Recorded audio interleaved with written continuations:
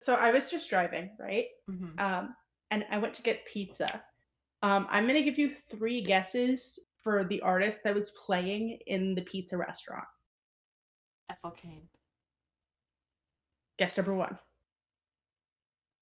Can I have a hint? No, No? no. Can I ask questions?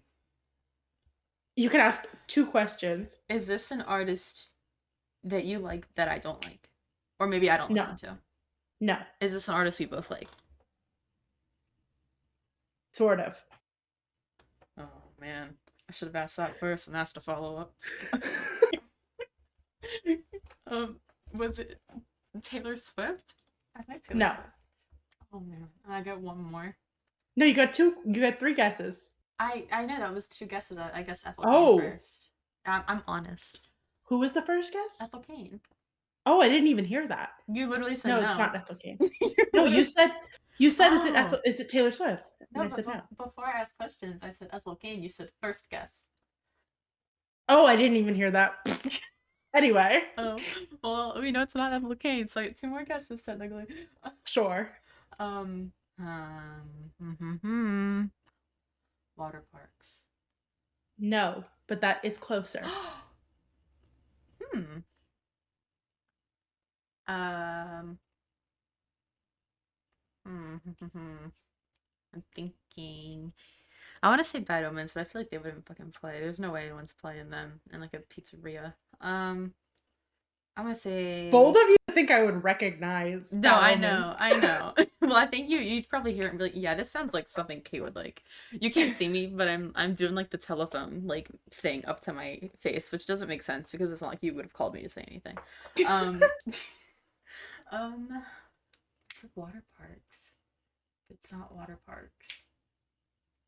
Think nostalgia. Nostalgia. Nostalgia within that scene. Mayday Parade. Final guess. No, Who was it it? was Pierce the Veil. What song? I don't know because I was never a Pierce the Veil girly. I was more of a Sleeping with Sirens person. And so Oh. Pierce the Veil was playing and I was insanely confused. In where were you? I was at a pizza place in LA on Melrose. That is so funny. That makes no sense, but I I'm was here just for it. getting my chicken bacon barbecue pizza. Oh, slay. And I had my Dr. Pepper. As you should. Hashtag not spawn. Yeah, no free clout. She had her soda that apparently has a PhD, and we'll say the name. I had my Dr. Pibb. My Mr. Pibb. Oh my god. I Well, love this that. is a fun thing, right? Yeah. So we have known each other since 2019. Yes. Wait, before we get into knowing each other, should I do mine? Yeah. But it's Yes. kind of long. Oh wait, that wasn't mine. That wasn't my Oh, that thing. was just for fun? Oh, That okay. was just for Okay, then fun. let's intro ourselves and then we I can was like, this discuss is a fun that. way to start it. Oh, I'm here for that. That's so fun. Okay, yeah. Keep talking. Yeah, cool. So We've never we done this met before. in line. Well, we were mutuals online, right? Twitter mutuals. Mm-hmm. And then we met in line at the Grayscale Homecoming show. Wait. Yeah. Oh, okay. I'm stupid. I'm sorry. I forgot I have 2 audio input captures on Streamlabs, and the one that doesn't, the one that I usually refer to wasn't lighting up, but the one that says microphone, this one works in big caps is lighting up, and I don't know why that confused me. Keep talking. I was like, did none of that happen? No. I Yeah, was gonna we cry. we don't know each other, dude. Yeah, we don't know each other. I Anyway. was like, did I get something wrong? No, you're good. I just looked over and I was like, why isn't it lighting up? And then I was like, oh, the one that should be lighting up is lighting up. I'm just dumb. I should have processed Okay. that before cutting you off. Go ahead. Kate versus technology. Oh, literally. No, but yeah, so you shot the show too, right? Yes. Yeah, you did. I borrowed your lens filter. You did borrow my And lens filter. My photography for the rest of time. Wow, I have an impact on you. That's crazy. And we're actually in the booklet, right? The booklet. For rich people. For rich people. Yeah, it's I think it's the vinyl or the booklet. It might be both. Yeah, but it's there's their that vinyl. picture. Note to self for later to like put this up. somewhere if there's a video element to this. I don't fucking know. But to put up the picture, because like yeah, we're in it. And I think if you look in the background, actually on Barricade, you can see Allie. That's crazy. I was actually scrolling on my Instagram and I sent this to Allie because TLA, the venue where it happened, Theater of Yeah, Living Arts in Philly, posted Allie yeah. on their Instagram.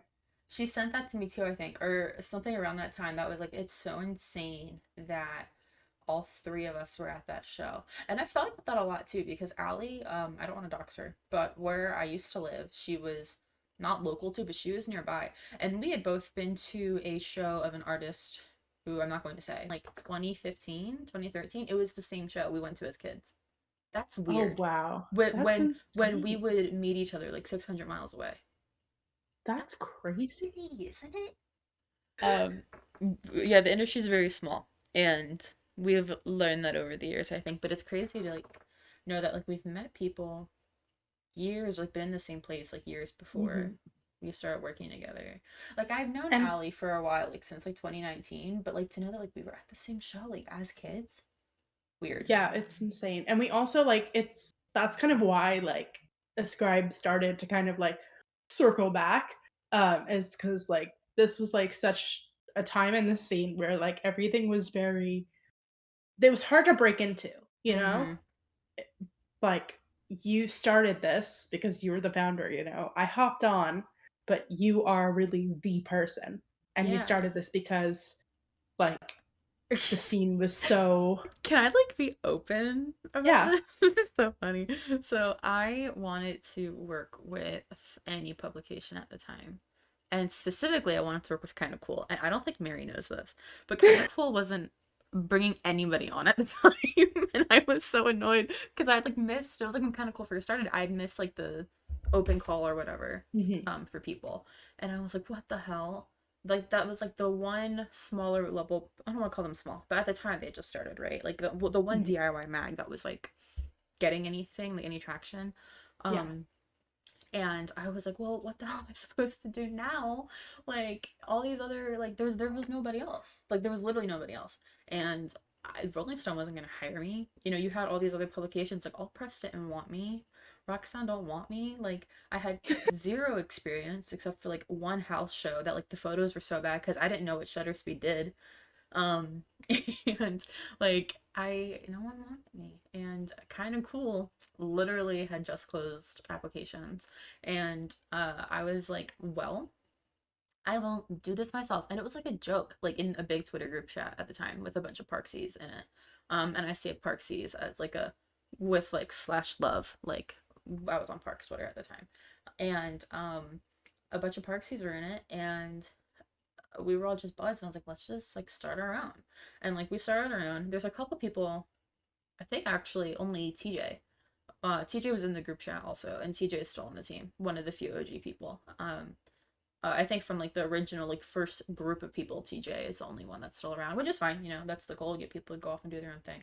Um, but we started it up under a different name, and then things happen over time, and over like Things did happen. yeah, over the 2 months, we ended up rebranding.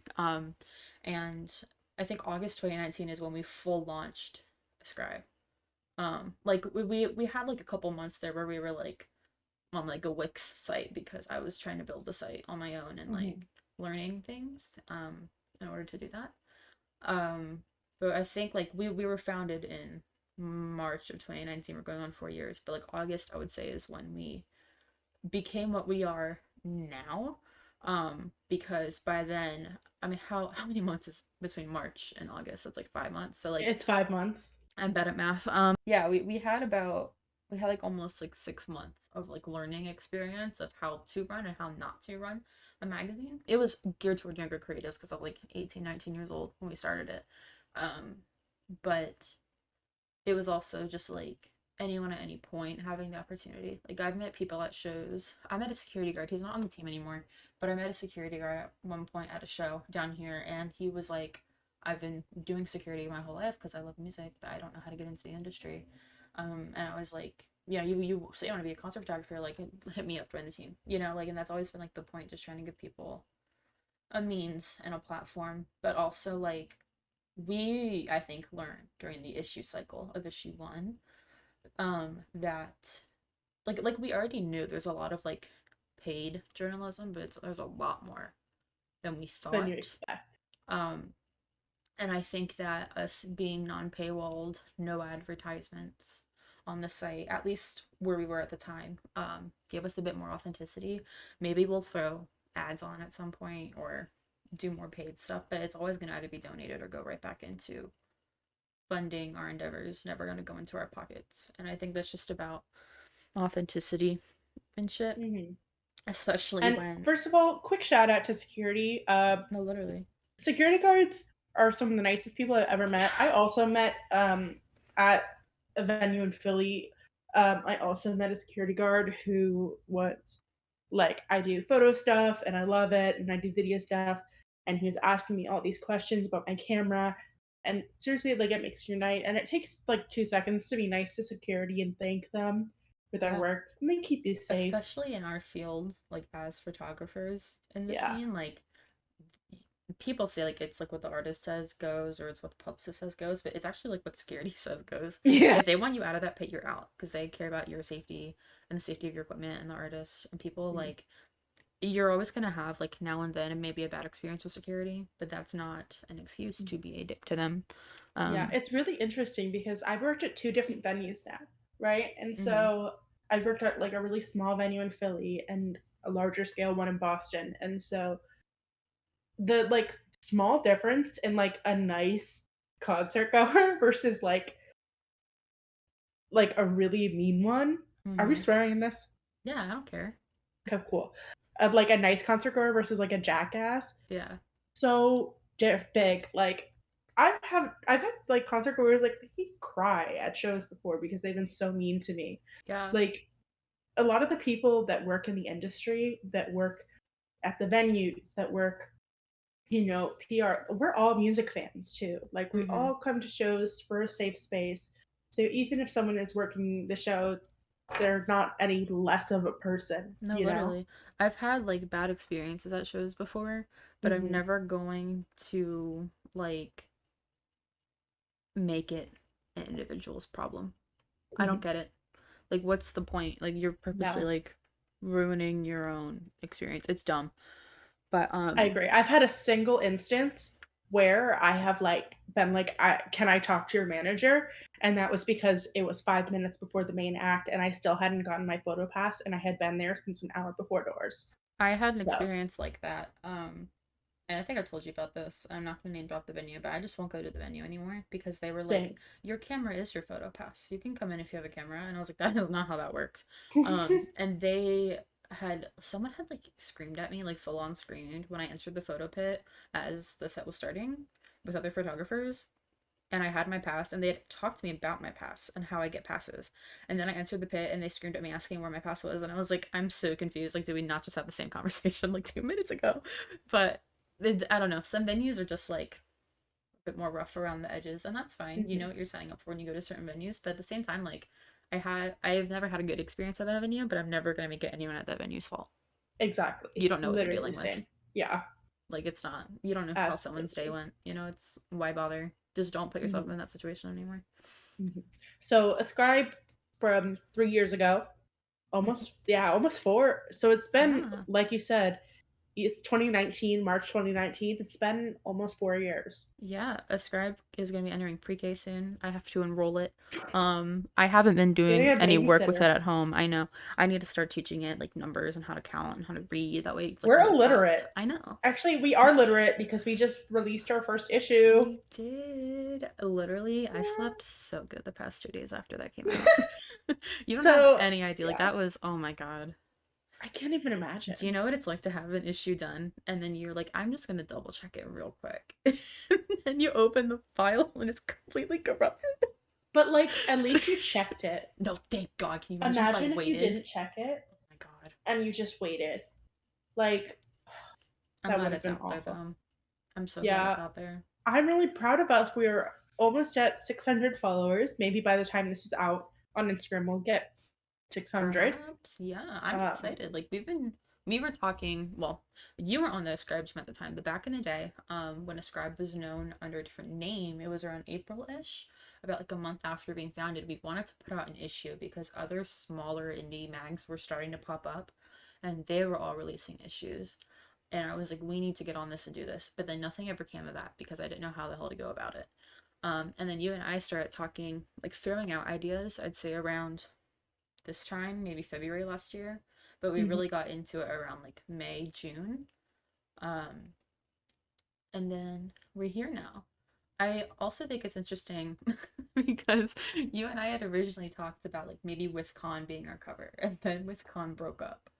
Like, That so, broke me, first no, of no, all. literally, but First of all, I will never be over it because literally, yeah. it's crazy to think that like I need people to understand just how long this issue took. That like when we were making this issue, WithCon was actively doing things, and by the time the issue came out, they were no longer a band, and they had played their final shows. That's how long this issue took to put I together. wanted to die because we literally. we went through like the final quarter of WithCon being a band, um, during the issue one cycle, and that's how long it took for people to like actually like conceptualize it. Yeah, Like we're not kidding when we say it took a long time. Our initial yeah. cover artist idea stopped stopped being an artist. They literally said, "We're Literally, done." no, literally. But it's crazy. It's out. It's done. We have our virtual launch party on Saturday, which is I'm so crazy. I'm excited. so stoked. Um, I yeah, no, it's insane. Buy your copy. The proceeds from the um zine. So we don't make any profits from this magazine. Mm-hmm. All of the proceeds are going to St. Jude's, Mm-hmm. which was chosen by our cover artist, Boston Manor. Yeah. And it's such an important charity. So if you have 20 or so extra bucks to spare, you Yeah. should buy a copy. Support small artists Yeah. like the creatives working on this, and also maybe you'll find your new favorite band. And if you don't have that money, you can read it for free on our Yes. site. Yes, you can. Um, as for But like if you do buy a copy, you can dress up a little drawn Gerard way. So you that's fun. can. Oh my God, Fark made those. Francis in the magazine. I thought that was such a fun idea and like really embodies like the core of like a zine. Like Of just like DIY. yeah, like I was talking to Allie about this, because like she had written several articles and we were just discussing the issue once it came out. And I wanted it to be like the same feeling as like when you flip through a like when you were like 12, like flip J14. not even G14, but like yeah, but like I want the same Tiger Beat. feeling as like you're 12, you're flipping through like alt press or rock sound or J14, like things that like you just are so obsessed about and you're so excited to read about, but like it brings you back to that same like happy, warm, fuzzy feeling that you're excited to read it as an adult, except now you know that this is written by people who are excited to write about it. Not that those people weren't excited to write about it, but These are it's people who are your age, right? yeah, These are exactly. young people. Uh, Most of us, I would say, are probably 20 in our 20s. Hmm. Uh, and, a lot of our voices, especially for the issue, are non men, which Yeah. is so And incredible. LGBT, people of Yes. color. That's always been very important that we give a platform to marginalized creatives to work with us, but also like marginalize creatives and artists to have a platform and like Hmm. either create for the mag or be in the mag, which like another point is that I don't think people really realize like how we go about picking things to discuss. And one of our like core values is like being passionate about what you do. And anything that you see us cover is like it's done because someone cares about it or has something to say. We're never going to be paid to put something up. We're never going to like we assign outwork as anyone else does. Can't buy us. Yeah, but like I'm never gonna force you and be like, someone paid us $10 to write about this, so you better write about it. Like, no. It's like No. if you want to talk about it, here it is. We were asked to maybe consider this and it's an option if you want to. Um, so yeah. And speaking of like, the diversity amongst our magazine, we also are like, in terms of our music taste, you and I are super, we're not super Is this a different, but we're very segue? different. Are you This is segueing? a segue. Oh my This god, is you a look at segue. you. You're reminding me of Julian Solomita and the Thank Jen and Julian you. podcast. Did you ever watch, I like listen to that? oh heck yeah. You're pulling a Julian right now. I am. I mean, Julian, what's his He- is he's not a what is he? Is he a he's not He's a an Aries. Taurus. He's an He's an Aries. Aries. Okay, you Yeah. know what? Aries is very close to Pisces in terms of the dates. Mm-hmm. So I'm gonna call it. Okay. So So yeah. yeah, so but yeah, so I grew up listening to a lot of pop punk. My kind of favorite bands growing up, obviously Paramore. I was a fan of them since I was like 9. I was super into like pop punk. With Confidence is probably like the perfect, summary of the kind of music I would listen to. Um, but I also really gravitated towards pop my whole life. I'm a Taylor Swift fan through and through, have been since I was 5 years old. Um, and so I've always been super into pop music and indie songwriter, singer-songwriter stuff. But Yes.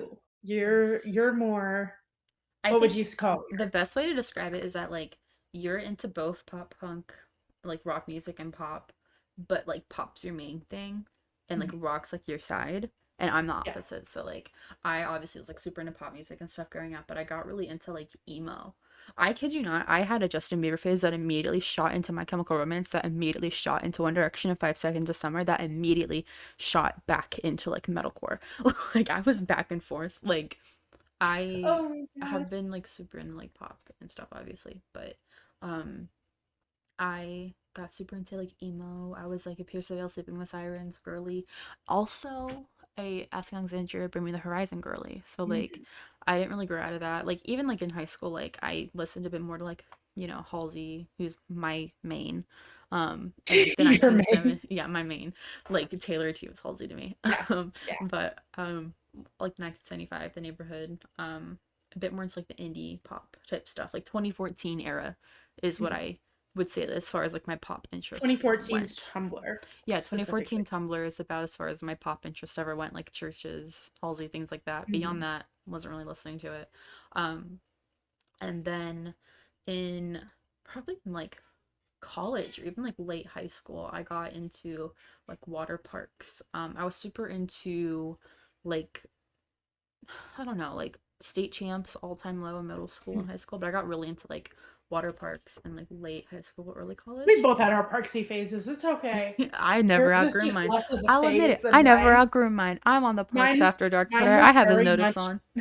mine was very much Double Dare and um Entertainment. Is that the Yeah. one that came after Double Dare? Yeah. Yeah. That and then that's kind of where mine faded for me. But you're Hmm. still going strong and I'm proud of you for that. Thank you. Thank you. Yeah, I love water parks. They're very cool dudes, and also their team, I will say, has always been in Ascribe's corner. Very awesome people. Their teams over the years have just been dope and really cool to work with. But yeah, and then I got into like I was like also like full into screamo. But then I phased into indie, and then in college got more into like pop punk, which is when like Ascribe was founded because the pop punk scene was like really thriving online. Um, And Nowadays, really was like where like all of like my concert photography started. I mean, yeah. the first show I ever shot that wasn't like my friends was I got a TEI photo class Hmm. like pass at Warp Tour. That's And I got awesome. to shoot Warp Tour Oh, I'm so twice because of jealous. that. Show us the pictures. Here if this has any visual elements, here are some of the photos. They were my first photos ever. I got to shoot who did I shoot? I got to shoot what I'm linking on the names. Um What year was it? 20 I want to say it was 2018. So like Chase Atlantic, Water Yeah, I Parks, got to shoot Chase Movements. Atlantic, Oh, so movements. sick. I got to shoot Everyone that Caitlyn was like really oh trying my to god, I shoot got to shoot like 2022. Lexi did 2018. yeah. That's so who led the class? Was it Adam? No, Lisa Johnson. Um Sick. it was kind of insane. You're kind of Because cracked for that. she's taken like so many iconic photos. And then here was this little me with my Rebel T6i that I got for Hanukkah. If you don't mind me asking, Yeah. were you the youngest there and were you like the only female presenting person? I Oh, was neither, I don't think. Okay.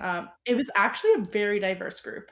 That's so Um, rare to see, especially like back then. I feel like we as a scene were kind of on the cusp into becoming more diverse. yeah, I'm pretty sure, if I remember correctly, it was definitely that. But like, I basically had a photo pass for the day, and I just could walk around So and sick. take photos, I which would was uh, unreal. I would kill for Which a is photo something pass that to I Warped think a Tour. lot of other fests should do Yo, Sad because Summer needs to get on that. yeah, exactly, because, like, it's such a vital learning experience to be able I to, to be able to learn these core, like, she taught me what ISO was. I didn't have any clue what my ISO was, you know? How does it feel to be the only person to photograph Warped Tour that didn't know what ISO was? I really am. Um, Someone's gonna hate me for that, but that's okay. but I I'm know it gonna now. I went to film school. I was the only person locally at Sad Summer this year. I was the Mhm, only non-touring photog in the pit. So I was often the only photographer in the pit. mhm. Because either some bands didn't have photographers or that photographer was on the stage. And they told me, like, the venue staff was like, if you're the only one, we don't care if you do more than the first three. And I was like, I'm not gonna do that. I'm gonna stick with what I'm supposed to stick with. I'll do first three. But Mhm. I remember John being in the photo pit with me, and I was Wow. there's very few things that will leave me like not starstruck, but kind of like stunned briefly. Because I feel like I've seen a lot over the years, and being in the pit with John, who's like the whole reason I started concert photography, because again, I loved water parks and I loved his work, was kind of surreal. And I think that Sad Summer is an amazing opportunity to give younger creatives a chance to do things, especially when there are such few media people um, Mhm. locally. Like, there's the room, in my opinion, there's room for it. But circling back, in college, as I was super into As It Is, and they were the first show I shot that wasn't a house show. Like I said, I shot one really bad house show, then I didn't know what my shutter speed did, so all the pictures are blurry. But I shot As It Is, and then beyond college, I kind of stuck with the whole like indie, pop punk scene, and then got more back into metalcore. I guess I regressed, but I kind of went backwards You again. know what? We all regressed I was in like the pop punk, pandemic. and now we're going back to indie, and then we're going back to metalcore. And before that was Justin Bieber. So in the new year, if you see me listening to Justin, I guess that's what happened. I just regressed fully. But yeah, I think that us being involved in those scenes definitely got Ascribe to be started.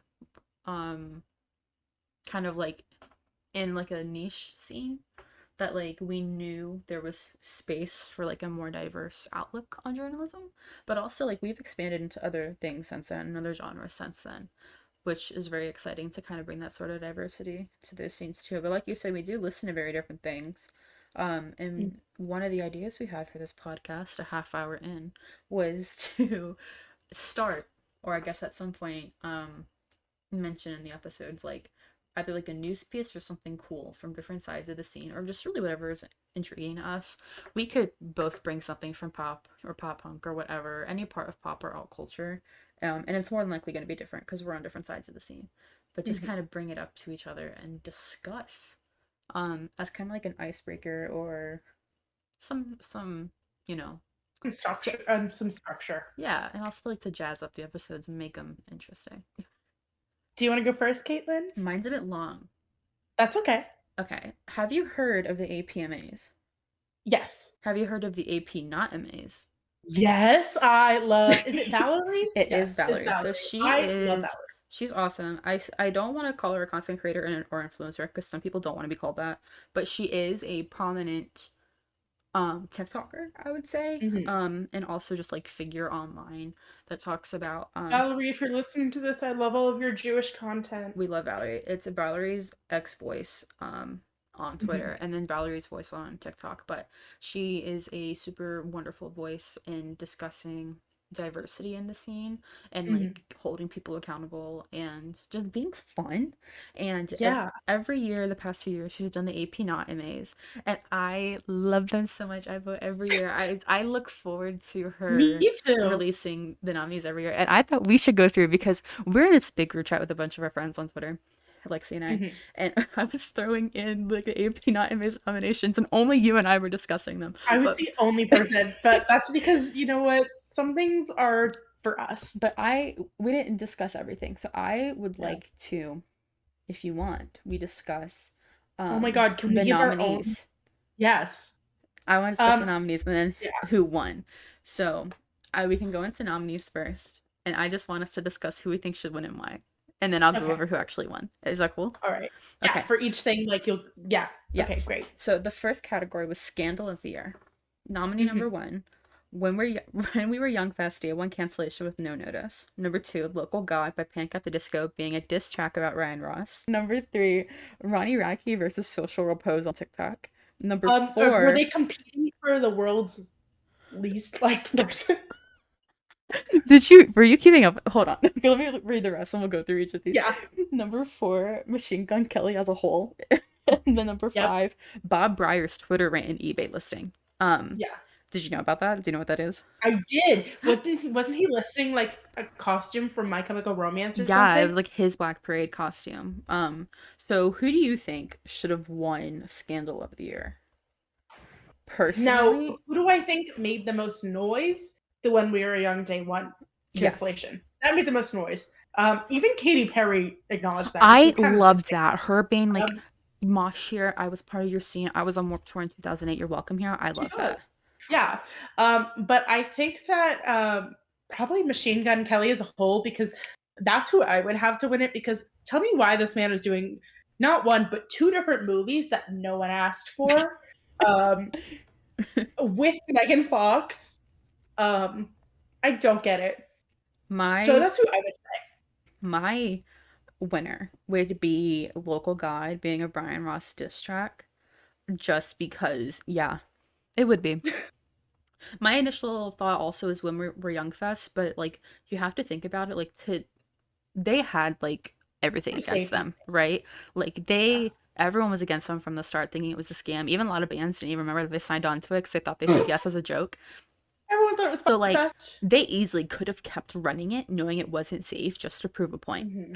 But they still chose to cancel and lose a bunch of money, Mm-hmm. for the sake of everyone else's safety. Although, can we just talk about how the one stage Paramore was on was like the VIP area was all in front of it? I thought that was That's kind of weird. that's pretty standard for many festivals, and I think that threw a lot of people in the scene off because they're Really? used, yeah, for bigger festivals, yeah, but that threw a lot of people I here haven't been to a off. big festival. Well, that's the thing, like our scene is used to like Warped Tour, and I Yeah. think that I personally understand why they went through this. Like it's probably people who are used to working on higher end, not higher end, but like more mainstream festivals, and that's how they're set up. But also kind of like read the room. That's not what these people are used to. Maybe we shouldn't have gone about it that way. Mm-hmm. You know, I don't think anybody at When We Were Young Fest wanted it that way, like the Yeah. attendees.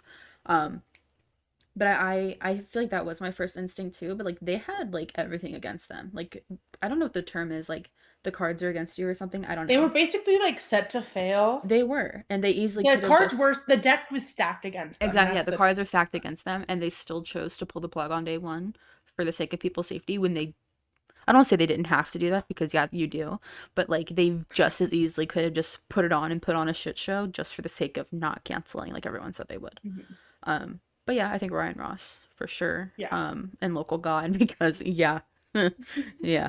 Number two, band/band member who does the most trademark sign. Mhm. Austin Knight, Spencer Charnas, I believe he's in Ice Nine Kills. Okay. Gerard Way, Eric Ian, and Frank Iero. So I would probably go with Eric because he Yeah. constantly does the most. I'm constantly torn between Eric and Austin. Like when they're ever in like a category like this together, I do think Eric is often doing the most. I don't listen to Heart Attack Man, so I don't know Mhm. the aura of him doing the most, if it's like as a bit or if he's just like that. But definitely Austin. That man he's never changed, and I hope he never does. He's interesting. He is something else. They just made like another secret um like Instagram account for their new album, and I'm like, yeah, like we needed like another one of those, like a fourth one. Cool, Austin. Please add me to it. Let me see if he accepted my request. Nope. I'm waiting patiently. But yeah, Austin's always doing the most. So definitely Austin. Number 3, best Twitter moment. Number 1, State Champs crew trying to see who could get onto the Parks update account the most during Sad Mhm. Summerfest. Number 2, Mariana's Trench fans bullying them out of doing NFTs. Number 3, Guns getting exposed as a Fox News reporter. Number 4, Brendan Urie trending whenever something bad happens. And number 5, Cardi B and My Chemical Romance interaction. My choice personally is the State Champs crew trying to get on the Parks Updates account because I know That's people who were funny. on Sad Summerfest that were involved in that. And that is the funniest fucking thing to know that, like, they were just submitting videos of That is Austin. so Like, we just got a new like picture of Jeff. Source Ryan Scott Graham DM'd us. Like, that is so funny to me, and so completely out of pocket that had my vote. I love that. I was personally part of the Marianas Trench fans bullying them out of doing NFTs, so I do have that bias.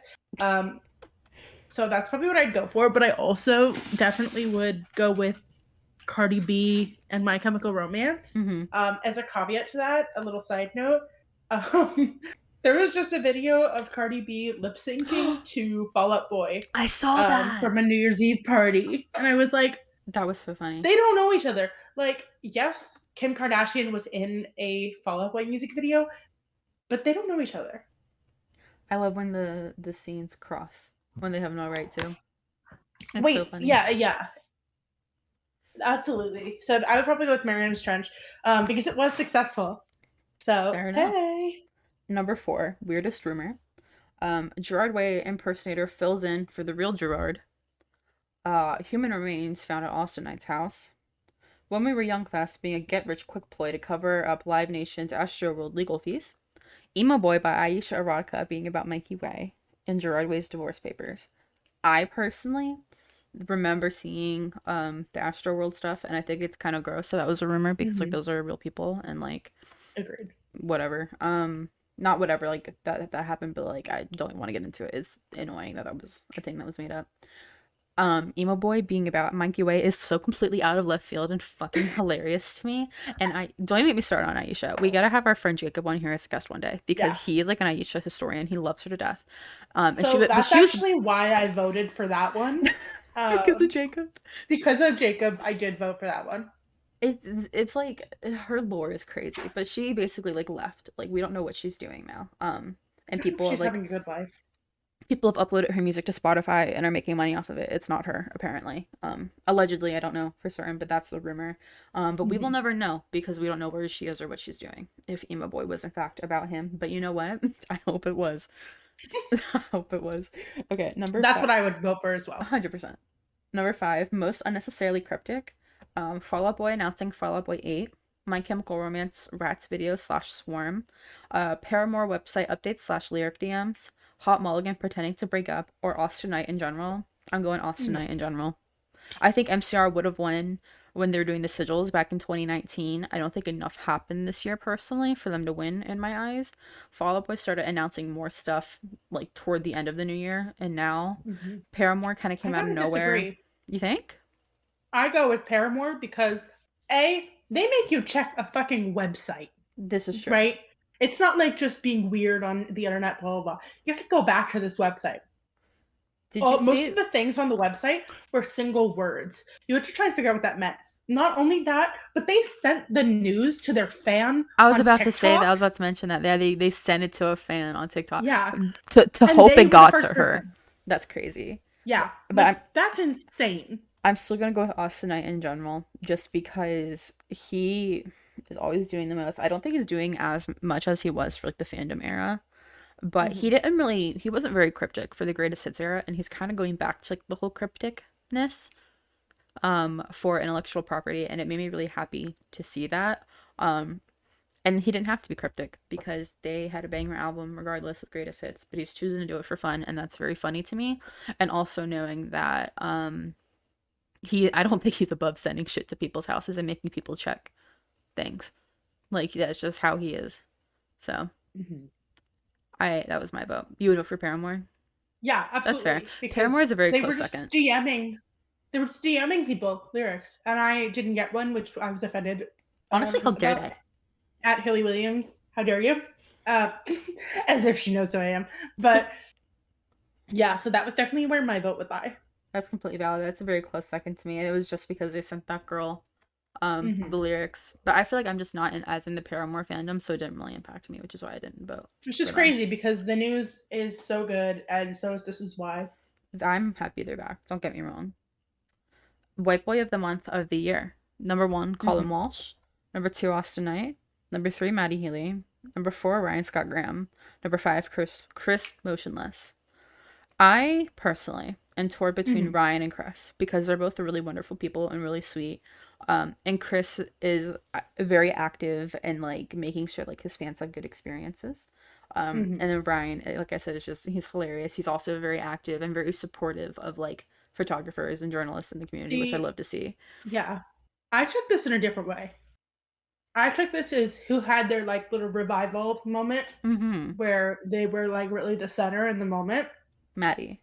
Maddie Healy had that. And I'm not a Maddie Healy. Like, Maddie Healy and I have beef, but that's fine. But like, he doesn't know it. I was never a Maddie girly. I was a George Daniel girly who's dating Charlie XCX apparently, but that's a whole different conversation. Crazy. I actually quote tweeted this and I said Haley Williams is the White Boy of the Month of the Year, and that got a lot of traction. Yeah. So, Taylor. But if not Haley Williams, then Maddie Healy, because he really had his White Boy of the Monthification. That's fair. I'm pretty sure I voted for Ryan, but it really is a toss-up, I think, between Maddie, Ryan, and Chris. I'd be content with any of them, personally. So the 7th category, most obscure merch item. This was hilarious. Blink-182 and a sombrero Mexican restaurant shirt. MCR's Boyzone magazine shirt, which I almost bought both times I saw them, but I don't trust myself to wear white and not get hair dye on it. Stage light up wand. Ice Nine Kills shower curtain, Spirit Box vape pen, or Hot Mulligan gallon of milk. All right, here's my process of thought, right? The first two are automatically out of there. They're shirts. Who cares, right? The light up wand, that's like a thing in the K-pop community, so that's not something crazy, right? All right, now we're going down to logistics. How do you send a gallon of milk and have it not spoil? I feel that is one. I expect a gallon of milk from like Heart Attack Man, not Hot Mulligan, which is why I was so stunned. I didn't know they did that, but I was taken aback. I think that's the first. I voted for that. Yeah, that's the first category I sent our group chat. I was like, a gallon of milk, Hot Mulligan sold what? So I was moved by that. So a gallon of milk. That's my vote. Okay. Number 8, tour incident of the year. Brendan Urie not realizing his stage was on fire. Gerard Way bringing a flamethrower on stage. Parksy's allegedly being intimate in the Sad Summer Fest pit. Don Brocco show cancellation due to a piss flood at the venue. Or bands getting profanity fines at Sad Summerfest Asbury Park. I voted for Asbury Park because like that's bold of Asbury Park.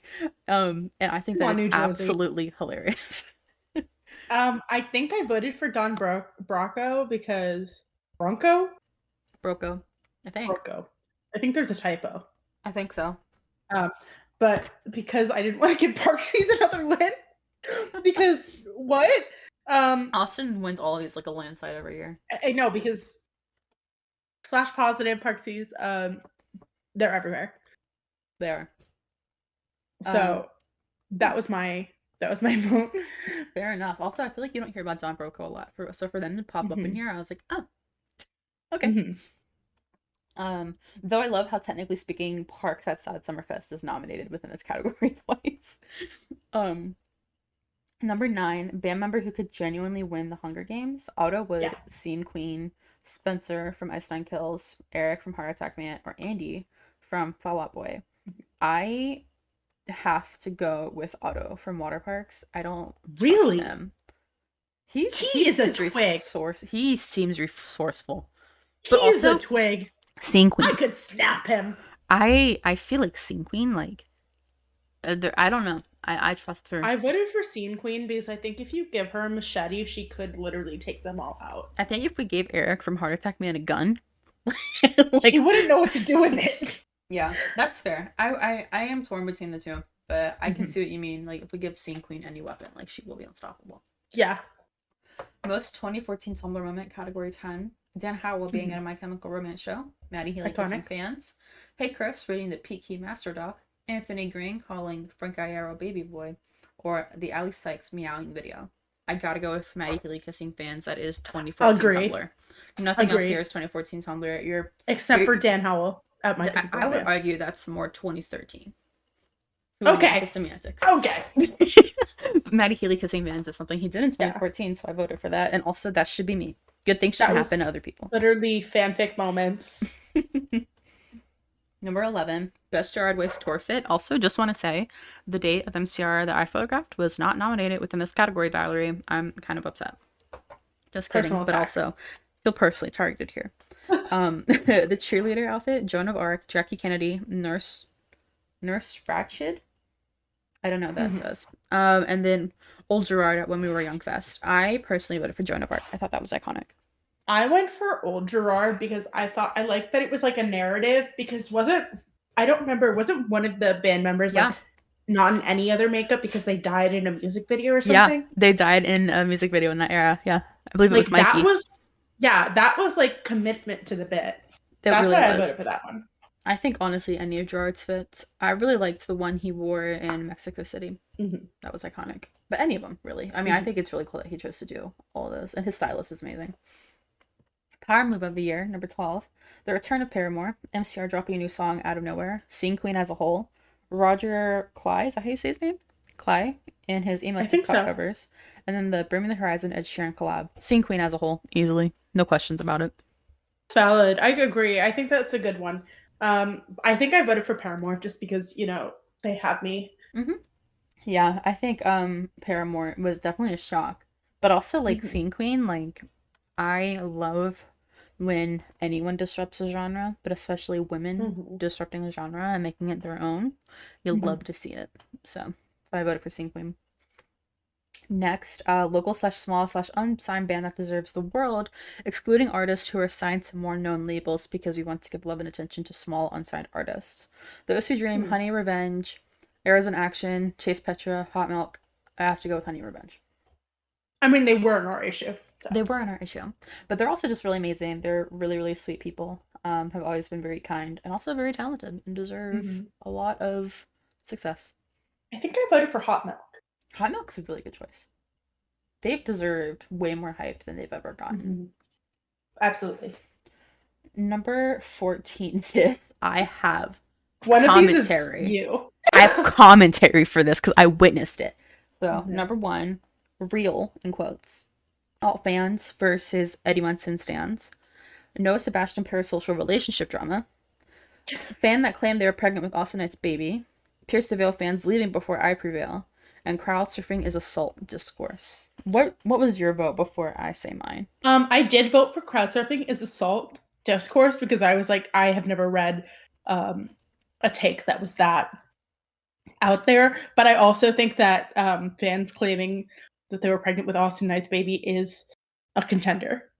I voted for Noah Sebastian just because I witnessed that happening in real time, right? So like what happened was like this fan, I only saw the tail end. I didn't see like the actual core of what's being discussed.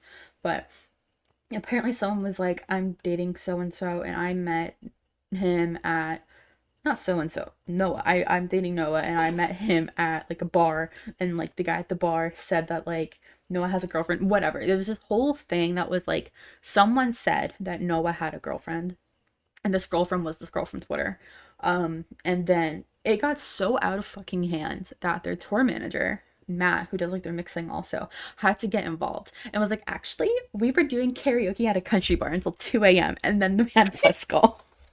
I've never seen like fan discourse reach the band, let alone the band's crew have to get involved. And it was very much like actually, Ellen, that's not true moment. It literally was that. And that's amazing. He's like one of the best TMs and mixers in the scene right now, in my opinion. He works with a lot of great bands, but he embodies that. What's her name? The girl that said that. I'm blanking on her name. From 50 Shades, who said that to Ellen. Dakota Johnson. Yeah, he embodies that Dakota Johnson hater energy. And I was only saw the drama because he got involved, and I was like, what the fuck happened that you had to get this dude involved and be like, actually, that didn't happen. We were doing karaoke all night. Wild. I feel like a lot of this drama didn't even reach the bands. None of this drama, except for that, reached the bands, except for that one. And I'd like, maybe the bands know about it, but they never tell you and let on because that just brings more attention to it. So for it to be that bad, That's hilarious. like that they had to be like, actually no, I think that was the winner for me. If he hadn't done that, I probably would have voted for the Pierce the Veil fans leaving. But yeah. Next one, Lifetime Achievement Award honorary member of the scene. Taylor Swift was not nominated because she won last year. Katy Perry, Dolly Parton, James Wilson Taylor, who is a journalist for Rock Sound, and Kelly Clarkson and Trisha Paytas. My vote personally was I actually Katy. had a write-in vote. Oh. My write-in vote was for Doja Cat. Yes. Because A, of her like pop rock remix to Say So. That was amazing. Which was incredible. And then also her cover of Celebrity Skin by Hole. Amazing. For a Taco Bell commercial, which, speaking of Taco Bell, Meet Me at the Altar's new song is in a Taco Bell commercial. Love that. Kind of insane. But so Taco Bell Wait, didn't Taco Bell also have like a Turnstile song? Yeah, so they're pop punk allies. They like give bands food all the time. Taco Yeah. Bell is an honorary write-in on its own. Yeah. But like, if not that, then I'd probably go with either Kelly from her early days or Dolly Parton because she has tattoos. And she embodies pop punk because she's a badass. Yeah. I initially voted James. I want to vote James because he is such a backbone, I think, to in the pop punk scene, like a lot of the iconic interviews. And he's a very positive journalist, he's a good force, I think, to have in journalism. And I initially voted him, but then I switched it to Katy Perry because of her reaction to the When We Were Young Fest stuff. But I wish I had voted for James. I am officially recounting, or what is that the word? Recanting? Rescinding? I'm taking back my vote for Katy and I'm giving it to James retroactively, is what I'm trying to say. I think he deserves it. 16, the next thing to plague our scene in 2023, a new disease outbreak at a water park show. Green Day makes a hyperpop album. The Summer of Like 2.0. Discourse about bigger fans deserving to go to shows more than TikTok or TikTokers. A Tumblr renaissance, more Warped Tour knockoffs. My vote for this was discourse about bigger fans deserving to go to shows because that's already happening. So I think Tumblr renaissance has already happened. So my vote went to a new disease outbreak at a park show because first you had lice at a park show, right? Dude, my show in Orlando, someone puked everywhere. I didn't mean to say you had lice, but like no, I know what you mean, but like my show in Orlando, I thought like, oh, like this stuff happening at park shows was a bit, but no, someone puked everywhere. Also, someone projectile vomited into the photo pit at the Send-Off show last year. And it was as the band was going on, so we had to like walk around the puke until security could like put sand on top of it. I hate that. Anyway. But yeah, no, that's fair.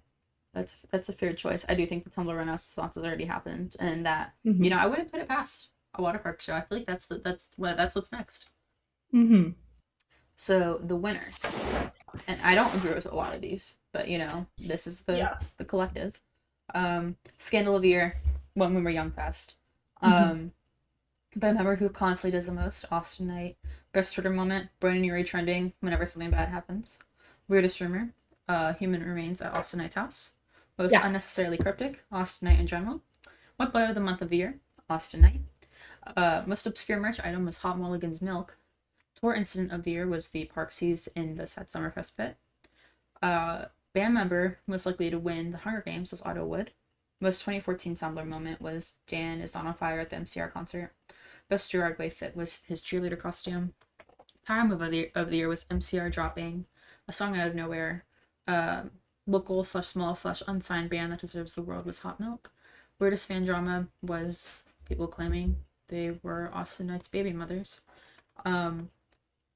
Lifetime Achievement Award was Dolly Parton. Next thing to play our scene was a plague at a water park show. Yeah, that checks out. Can't wait for next year's. Can't wait to see what happens. Can't wait. If you need if you need a judging panel for Please any reason, if put you us need a in. tie break, we are happy to do it. Put us in, Valerie. I look Put us forward to in, Put coach. us in, coach. I look forward to these every year. This is my year in review. This is my Wrapped. Yeah, this is your Spotify Wrapped. What was the thing that you brought to the table for us to So discuss? I actually have two things, not Uh-oh. at all related. Overachieving. One of them I just saw, and I think it's really important. Did you ever watch the Nickelodeon movie Rags? I did. Yeah, with Keke Palmer and Max Schneider. Yes, and I just have to say, Disney released their own version of that movie at the same time, and I don't even remember what it was called because the version with Keke It's not Palmer good. was better. Yeah. Well, they just reunited at a fashion show. Oh my god. And Keke gave Max the biggest hug. Aww. And I just think that's really important for our souls. Yes. Because we're in the Keke Palmer Renaissance, and it's so It's about time. well deserved. It's about time we are. So that was my little fun tidbit. But my actual news, so I was scrolling on TikTok, I want to say about a month ago. And suddenly my entire TikTok page becomes of these videos of Lucy Dacus, Phoebe Bridgers, and Julian Baker standing on a street corner posing for photos. And so they are replicating a Nirvana photo shoot. And people are suspecting that Boygenius is getting back together for another EP, maybe a whole album, maybe a tour.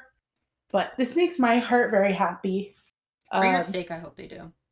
Yeah, because I've seen them all individually, right? I photographed 2/3 of them. I just haven't gotten to photograph Phoebe yet. But like, how amazing would that be? I think it's what you deserve. Like, not even what I deserve. Like, that's what the world deserves, is more sad gay music. Yeah, and honestly, the three of them kind of lead that genre anyway. So I think that a lot of the people, I've never listened to Boygenius, but I have listened to, I think, all of them individually. And I think that you have a lot of people who have only listened to them individually that don't know Boygenius exists, whose worlds would be rocked if we got music from them. Totally. Also, it gives a whole, like, I know, like, there are fans probably of Phoebe Bridgers who have never heard Lucy Dacus or Julian Baker. Yes. Even though they have this collab, and even though they're such great friends and they tour together, you know? So I want that to open back up to everyone. Plus, like, Phoebe is really having another moment this year of her kind of melding genres. Like, she flawlessly integrated into Ghost in the Machine on SZA's album. Have you heard that? I have not listened to SZA's album at all. Okay. Yes, you have to listen to SZA's album, but that song in particular, I think you would really enjoy, because it literally, like, is, I can't. There are no words. It's like life-changing, because SZA is incredible on it, but then Phoebe, like, totally breaks it down and takes it in this whole different direction. And it's not like a track I would typically think Phoebe is gonna kill this, but she does. I'm here for it. I will have to check it out. Add it to my list of many, many things I need to listen to. So there's this thing that everyone should know about Caitlyn. Shit. Everyone should know this about Caitlyn. If you give Caitlyn a song recommendation, even if you've thought about it for a while and you're like, this is a song that I know Caitlyn would love, or an album I know Caitlyn would love, at most it'll take her, at least they'll say, it'll take her about 3 months to listen to it. Maybe. How long was I begging you to listen to Preacher's Daughter? Oh god, probably since it came out. Yeah. And that was in the summer. I want to talk about our albums of the year too, like Ascribes, and I'll get back into this, but I think that had I actually listened to you, and listened to it sooner, it would have been higher up in the magazines. Yeah. Thing, because I would have voted. Ethel came, my beloved. I spoke about this in the editorial piece I wrote on Bad Omens. I just had to pull it up. I said that most would think I have an ever-changing music taste. Artists new in season like shifting out of my Spotify rotation because I head, a music magazine, you think I listen to new music constantly, but that's not true. Lexi, you described it when I wrote this in October as moving laterally across pop punk and hyper pop, and that I'm Yeah. loyal to what I like. Um, Yeah. which is true.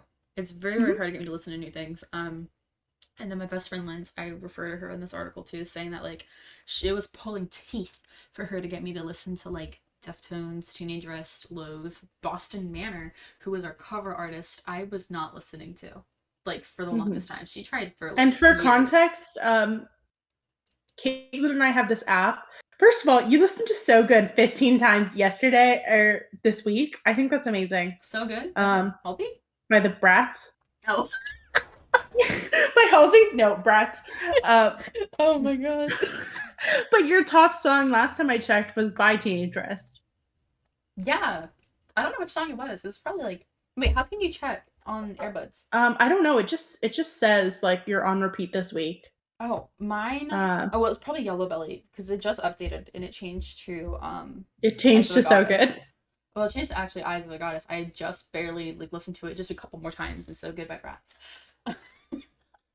But so embarrassing. But my point being that like Lynn's like people who like we work with now like I just shot Loathe. We haven't worked with Deftones, but I'd love to. I like it, I'm familiar. The guys in Teenage Wrist know me. Like Boston Manor was our cover artist, and I was not actively listening to them for a long time. Nope. Like I am not a stanny of any of these bands by any means, which is fine. You know, like you don't. But like people have like been like, we know you would like this. Like please just listen to them. Like I didn't when we. I may cut this out. I may not. When we got Boston Manor as our cover artist, I had just found out they released an album like the week before because fans had given up on trying to get me to listen to it because I liked like 3 songs by them. But like with Bad Omens, she had been trying since like July to get me into them, and she finally got me to in October. Like it takes a while. But that being Although said, there was one time where I was like, this Annie DeRusso song would kill you. And then you listened to it and you were like, yeah, it did. And then you listened to the wrong one. And then I had to listen to it again. And you were like, yeah, this one also killed me. we love Annie though. It's not hard to get Yeah, me to we listen do. to Annie Annie. DeRusso, I am her like advocate. Yeah. But yeah, so Where were you we? are just, you were talking about albums of the year. Oh yeah. Well, we were talking about Ethel Kane before that. I don't know why Yeah. we're talking about Ethel, but Because I don't know. Because we were talking about how hard it is to get you to listen to music. yeah, best of luck getting me to listen to anything. When y'all send stuff to the magazine, just putting that out there. Literally, like, what will Caitlyn listen to? Brat soundtrack, Bad Omens. Now you'll listen to Aisha Erotica. You'll listen to a song called Myrtle Beach. Um, Yeah, if y'all ever want me to, if you ever listen, how we assign things out is that like I know what our contributors like. So when I see something come through, I'll be like, hey, do you want to cover this? I know you like this, or I know you would like this, because I'll listen to a little bit of it, but I don't listen in full to every single thing, because if I did, I would not have time to have a job. So we get tons of things every day. yeah. But like, if you ever want me to listen to something, please just put like attention, Caitlyn, or for Lexi, attention, Lexi, and we'll listen. Put But like, something like but really like, funky and catching in the but title. like, if Like, like my mom's if you really want me to listen to it, just be like, for fans of Bratz, like, for fans, for like. fans of 2008 Kelly Clarkson. So our albums of the year, for people who don't know, our methodology is pretty simple. In October, we open up a forum, 2 separate forums, one our contributors and then one publicly, and people can submit anything they want as many times as they want that they think should be picked. And then we close those forums at the end of October, and then beginning of November, we will send out a form to our internal team, like all contributors and staff, basically having them rank the picks. We pick what ends up being there based on like, you know, what was nominated the most amount of times, what was like most successful in radio, what was most successful within the scene, what stayed relevant, what didn't really fall off, for lack of a better term. And like even things that weren't necessarily nominated that like we throw in that like I know our team likes this, or I know that like this had an impact on the scene, things like that. So that's how we narrow down the nominations, and then we all vote, and then those votes are averaged out using math, some good old algebra, and then just put in average placements. And then we come up with our honorable mentions using the same like method, like anything that was nominated that maybe didn't get picked, as well as, you know, we'll get like year in review considerations from labels and publicists and things like that. Wait, we can do math? I know, it's crazy. May had to help me out first. She had to give me a calculator a couple years ago. And then I figured out that I was just making it harder on myself. I really just need to be adding numbers and dividing them. But we'll do basically that. And then for honorable mentions, we'll just pull also like people that like we know that maybe something came out a bit too late to be considered, or it's a bit too early in the year and was kind of forgotten about. We'll throw that kind of stuff in there. Artists can appear in only one of the lists. This is like a newer rule that we, I think, put in last year. Because years before it was like, it was so for like release an album at the end of the year, and yeah. she would be like number one album and song, and it's like exactly. It's like we want to give other people as much as I would love to give Taylor Swift every award ever in the world. We want to expand. It was Taylor and Olivia that made us do that, because they were dominating both categories, and we were like, this is not fair, you know. But that being said, you can be an honorable mention in the category that you're not picked in. You can't be an honorable mention in the category you are picked in. I think last year Taylor Swift was, if I remember correctly, which again isn't necessarily fair. Like, yeah, she released multiple albums, but we have a million other artists that deserve coverage. Especially when it comes to our end of the year picks, just based on what ends up being nominated. A lot of smaller bands don't really get in there, which is fine. You know, we're not going to pad it with stuff that we, you know, didn't nominate or vote for, you know. But it's going to go based on what people put in and what contributors want. So the honorable mentions are a good way of putting in people that maybe didn't get the hype that we thought they deserved. I gotta say, there was one album that didn't get its flowers in either of our lists that I was a little sad about. What was it? Surrender by Maggie Rogers. I have never listened to that album. That album is incredible. Did you nominate it? And I don't know if I did, but I should have. So maybe I can only blame myself. But that was, I think, should have been an honorable mention, because it was literally her like master's dissertation. Let's go through the albums. Graduating from Harvard. Excuse me. She's crazy. She's like actually crazy talented. She is, and I love her. But that is like, it's, oh God, it was just so good. Let's go through the albums, and we can discuss that in the honorable mentions. So, number 10, Scene Queen, from Billboard, the EP. Yes. She changed rock music. I'm not being like joking. I think she genuinely shifted the scene in a way that's been needed to be done for a long, long time. Metalcore, and rock, and like that genre. Embracing femininity. It takes itself way too seriously, and it's very, very masculine. So she was a very welcome addition, I think. Exactly. Everything she does is so fun, you know. I love Pink Panther. Like, that song is so good. She's so tongue-in-cheek, and she doesn't give a fuck. And I love it, you know. And she's also, for anybody who like followed her on TikTok for years before this, like, she's a fan of the scene.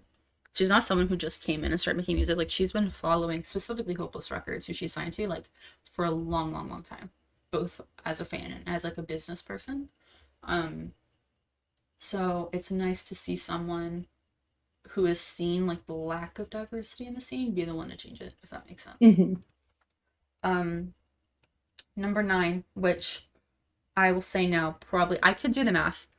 I probably would have made this probably my number 2 album of the year, which would have boosted up, I think, to number 5 for the magazine, based on its other placements and averaging it out. Preacher's Daughter by Ethel King. It deserved. It didn't deserve number 9. Yeah. So I introduced this album to you, but my friend Emily introduced this album to me. And so she, like, I have to say, I actually went to see Ethel Cain, but at this point I wasn't as into the album, because I like was more of a casual listener, which I regret. so much because, God, if I could have gone there and known like every word, Yeah. it would have been transcendent, you know? Mm-hmm. And so I went and it was literally a cult meeting, like in the best way possible, like slash pause. Yeah. Like it was literally like, it was so amazing. And multiple times during the set, she would like come down from the stage and like stand at the barricade and sing and like hold the crowd. And it was like ethereal, really. It was incredible. I would love to But see yeah, her. so then I got really into the album and then I was like, Caitlyn, you need to listen to this, you need to listen to this. And And then I you got did. into the album. And now we're both depressed. I listened to it for the first time. Well, here's the thing. So, Yeah. and this will tie into our number 8 pick. But I saw Bad Omens in November, and there was a song playing in like the changeover playlist, and I was like, "What is that song?" Like that TikTok that's like, "What is that melody?" It was like that. I was like, "What is that?" And then the band posted, I believe it was Noah on the band account, posted a link to Spotify to his account that has the changeover playlist. And then I was looking through, and I was like, maybe I can find this song on here. And it was American Teenager by Ethel Cain. And I was like, oh, I need to tell Lexi. So I told Lexi, and Lexi was like, you need to listen to the rest of the album. And I did not know what I was getting into because I played it on like a Tuesday afternoon at work, sitting at my desk, like for my day job. And then it messed me up. I was texting Anyone Lexi who the whole hasn't time. heard this album, I need you just to listen to the No, song literally. Ptolemaea. No, Yeah. that would like turn people off because they'd be like, "What is this?" But it's a concept album that is like so incredibly done because the artist Hayden, she wants to basically make this like. She initially wanted to make like a film out of it, but then was like, "What I do is music," so she made an album. But yeah, it's a banger album, and I think it deserved better, and it was snubbed in our own list. By you. But yeah, honestly, I think if I had, I would have made that my number 2. And speaking of, my number 1 album of the year was our number 8 pick, The Death of Peace of Mind by Bad Omens. If I had never heard this album, Ethel Cain would have been my number 1 this year. Because I didn't hear many albums that I liked this year. I just don't think it was a big year for albums. A lot of people like were releasing one-off songs, which is fine. But this album, I think, is insane. Metalcore, like we said earlier, is such a everything sounds the same sometimes. Like it's a very male dominated space where there's not much room for experimentation. No one wants to see the genre change at all.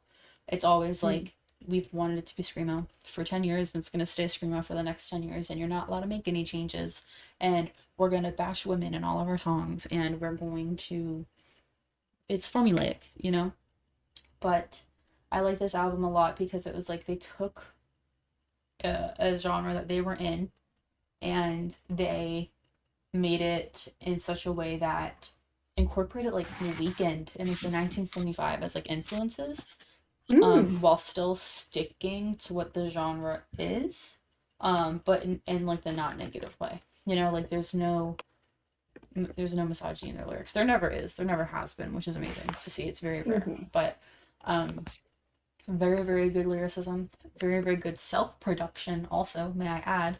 I love when artists do that. Yeah, it's all self-produced. I think I saw a video that like The Death of Peace of Mind was like initially made by sampling things around the house. It's just it's a good album. That self-production goes back to our number 4 as well. Yes. But we'll get to that later. But yeah, this was a banger album. And I think if I'd never heard it, Ethel Cain would have been my number 1 pick. And if I never heard Preacher's Daughter, I would have had no album of the year. But banger album, go listen to both of them. Number 7, Holy Fuck by Demi Lovato. This was not an entry I put in, but retroactively, I do think it should be here. Having listened to it agree. since then. I haven't listened to this album, I'll be honest. But I will say solely with the song 29, like, first of all, that is such an incredible song, and I'm so glad that they got to release that for their healing journey. But, like, that's definitely a song that I think a lot of people in the scene needed because a lot of people in the scene have gone through that experience. Yeah, I think Demi will always be a member of our scene. Absolutely. And it was nice to see Demi return to the music that they've always seemed to like making most. It seems like this is the album they needed to make, if that makes sense. Not like they need to make this because we want it, but they need to make it for themselves. For themselves. Number 6, Fear, Fuck Everything and Run by Stern Atlantic. Incredible. First of all, great acronym. That's incredible. I saw this tour, and this tour was sick. I didn't go to the one with Con, but I went to the one with Set It Off. And it was actually, it was my last Philly show, and it was the night before my graduation, and I photographed it, and then I left. That's a slay. It was great. But this album, it's standing at their best. They never miss, ever. They don't. Good. Like, seriously, like, they really keep improving, and that's something that I'm really impressed by, because so many bands, you know, they'll hit their streak and then they'll kind of fade out a little bit. But Stern Atlantic have yet to do that, and I think that that's what's really exciting about it. They have consistently been snubbed by the scene. They deserve to be way bigger than they are. Yeah. 5/5, speaking of albums by bands that never miss, in my opinion. Banger. I fell off. But it's good. I fell off, but then I went to their show to review Pale Waves for Ascribe, and it was really good. And there was a track called Blender that hadn't been released yet that I was obsessed with. So I think like that is why this album deserves to be here. Our friend Kirsten, also on the mag, can definitely talk for ages about why this album deserves to be here. Also Jay, but it's definitely like a 5 Sauce renaissance. It is. It's the band also, like, I think they were not unsigned, but like had left a label who, from what I understand, they didn't have the best relationship with. And it's them that it's a lot more independent in every sense of it could possibly be. So it's a banger. Muna, self-titled. Do you want to talk about that one for number 4? Yes. Oh my god, I will talk about this album forever. So I've been a really big fan of Muna for a while, and their last album, Saves the World, was their last album with a major record label. And so then they were kind of searching for a home for a second, and they got signed to Phoebe Bridgers' label, Satisfactory, which I think was the best thing that could have ever happened to them, because they were able to find their voices again and sing the songs that they wanted to sing. And one thing that this album really does, in my opinion, is it celebrates not only queer sadness, but queer joy.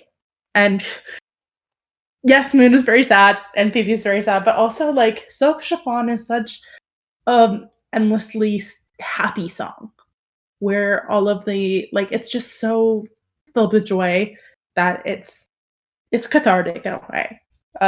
So, and it's also, like I said, that's self-produced by Naomi McPherson, who is amazing. And Muna puts on such an incredible live show. I think I showed you their song Runner's High, and you loved that one. I did. That song is so fun. Oh my god. I think this is a big year for bands leaving labels and just taking charge of what they want. I agree. Yeah.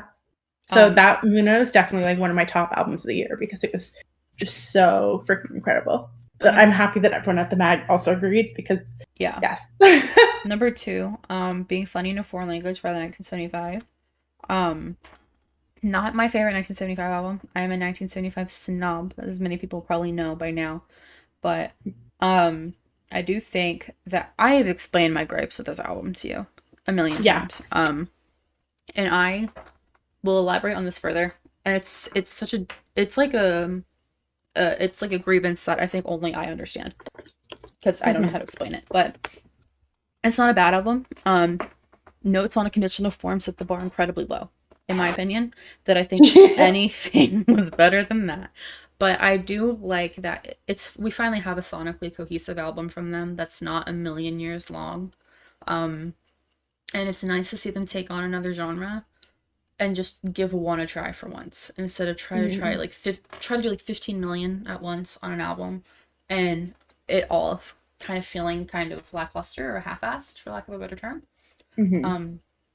I can tell that they put a lot of effort into this one. It sounds like this is the album that Notes should have been, if that makes sense. It's a lot of sense. This is the direction that, like, after A Brief Inquiry, this seems like the most sense to move into, not Notes. So I think that they've probably been sitting on this for a while. Again, it's not my favorite by them, but it's the album that should have been released several years ago. Yeah.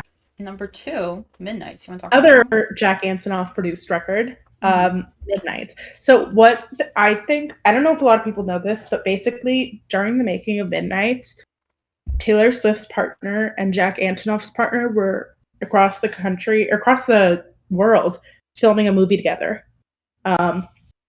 And so Taylor and Jack were like in New York, and they were like spending their nights together in the studio making this album. And I think it's like, I've always been a fan of Jack, and I think that here, who wrote our thing for Midnights? I did. You did. I did. Calling it tongue in cheek is like perfect. It is. I think it's such a fun album where like they don't take themselves too seriously. Yeah. Yeah. So like it's such an album that has such like fun highs, but also some really like intricate lows in terms of like the mood. Mm-hmm. Because everyone I know like literally cried or gasped or had their jaw dropped during the bridge of You're on Your Own, Kid. Yeah. I just experienced that. That was like that was an insane experience. My thing with Jack, and I go back and forth on him, as you know. Mm-hmm. I think the way I explained this before was that like Jack sells his production a bit better on here than he does on Being Funny in a Foreign Language. Mm-hmm. This album, like Jack's work on here, feels more like Taylor, and less like Jack. Mm-hmm. And that's been my gripe with his work in the past few years, is that like artistic integrity, still feeling like that artist had anything to do with the record when he works on it. But I think him and Taylor mesh really well together, and they always create something like really, really brilliant that like I don't think I'll ever have any complaints about his work with Taylor. Mm-hmm. Because my favorite work of his and my favorite work of Taylor's is the stuff that they've done together. I think that... Could you name a specific that's your favorite? 1989. Yeah, I think that like such like a moment that I would probably... We could do a whole episode on them, honestly. But like a moment that I think is really quintessential Taylor and Jack is, have you seen the video of like behind the scenes of the making of Getaway Car? Mm-hmm. Yeah. They have the same mind. Yeah, where they literally are like impressed by themselves and they flawlessly break out one of the best bridges. They are one of the best songs. They're one of the best artistic partnerships we've seen in a long time. I agree because there really aren't a lot of modern artistic partnerships like that happen. The only ones that I would really say would probably be like Phoebe Bridgers and Marshall Vore, but they're obviously lesser known, more indie. I would say the only other one that probably exists is like Maddie and George in 1975. Mm-hmm. But even then, they're very disconnected. It's very much George writes an instrumental and Maddie writes over it. Whereas Taylor and Jack are together. They're very intertwined. I will make clear also, like, I don't hate Jack Antonoff. I feel like sometimes I come across as like a bitch talking about him. But this is someone who, like, I was a fan of him. I was a fan of Bleachers. I really love his stuff with Lorde, with Lana. But I think it's because I think it might be because for you, tell me if I'm wrong, but they touched like your magnum opus of the 1975, but didn't do exactly what you wanted because you felt like they kind of partially instead of walking that balance, you think it was a little more Jack than it was in 1975. Yeah, I heard the demos for what like I keep almost saying Brief Inquiry. I've heard the demos for what Being Funny in a Foreign Language was originally, mm-hmm. and I think George Daniel's the best producer of our era ever. Like his stuff with the 1975 Charlie, Beeba Doobie, Pale Waves. He has his signature sound, but he's so versatile, and I think that gets lost on this album. And I think that it's also a genre problem, and it's not Jack's fault, but he is like the biggest producer right now. And all of these artists are wanting to make the same sound because that's what fans want and that's what's popular. So Jack's making a lot of the same music. But I would say that like songs like "Oh Caroline," that is like peak 1975. No, it is 100%. Like I'm not discrediting that. I just think that as a whole, it sounds like everything else Jack has worked on lately, but that's not Jack's fault. That is the fault of what people have made popular, what people want to hear, what does well. And I don't know. I think it's just a matter of not everything needs to sound the same, but at the same time, labels want things to sound certain ways to be successful. And there are certain producers who can get that sound across really well because it's what they do well, you know? So it's not Jack's fault. I think it's an industry problem as a whole of everything just starts to sound similar. Is that I will always know it's a Jack Antonoff project when I hear the horns. No, 100%. The horns and the drums are the two things that give it away, and like such a great way. Like, what song was it? I was listening to Red Taylor's version, and Forever Winter, and I was like, that is a Jack Antonoff song if I have ever heard one, and it is, and I just think like it's so. I just love what he does with his like. Because he always brings his entire team from record to record, and I think that that's such a great thing to have. It is a team of people that like these people all started off like touring in bleachers and doing like these small shows, and now they're on like Taylor Swift records. Like that's crazy. He's a producer who cares about every single step of the process, understands that like he cannot be like the catch-all guy. Like he has to have a team, but he respects his team. You know, I think that's really rare. I don't want to get lost in the trenches on this though because we do have more. I could talk about Jack Antonoff for hours. We need a whole episode on him. But our number one was Harry's House. I've still not listened to this album, which I know is blasphemous. But you know what? It's everyone's. I still think that his first album was the best album, but I do really like this album. So the name Inspiration comes from, I think it was Hisano House, which was the name of an album that he really liked when he was, I think he found it when he was in Japan. And I think that like, it is such a fun album, but it's also like it's a more mature album where he realizes, you know, he can have fun. He doesn't have to say everything and spell it out for people, because we're in like such an era of like, this song is about this person and this song is about this person. And like during the song Grape Juice, he says like 1982, and I know everyone was looking up what year Olivia Wilde was born, and it was not 1982, but they all were like, what if? Yeah. But like, this is like, it's kind of just him telling these stories. Songs like Little Freak are really like, it was a grower for me. I think this album, the songs that initially really caught me were Cinema and Satellite. Satellite's really good. Satellite is so good. And Cinema is so fun. And I think these songs are honestly better live because he brings out like a whole like horn section, and it's so fun. We had some honorable mentions. We always do 10 every year in no particular order. And I want to give them some time to shine as well. The majority of these were just ones that either came out too late or too early, I think. The first one being Dark Sun by Dayseeker. Also, I think it's probably, well, this might be my third album of the year. Banger album. Spiritual Ascension by Sharia Moore. We love them. This was an amazing record. It was their first album. Because they had a longer EP like last year or the year before, but this was amazing. Datura. That's not how you say that. Datura by Boston Manor. Banger album also. Sucker Punch by Maggie Lindenman. I love her. She's such a fun like voice in the scene. A lot more tongue-in-cheek kind of fun pop punk. She reminds me a lot of Scene Queen, but a bit harder. Laurel Hall by Mitski. Kings of the New Age by State Champs. My Favorite Blue Jeans by Dwayne. End of an Era by Loveless.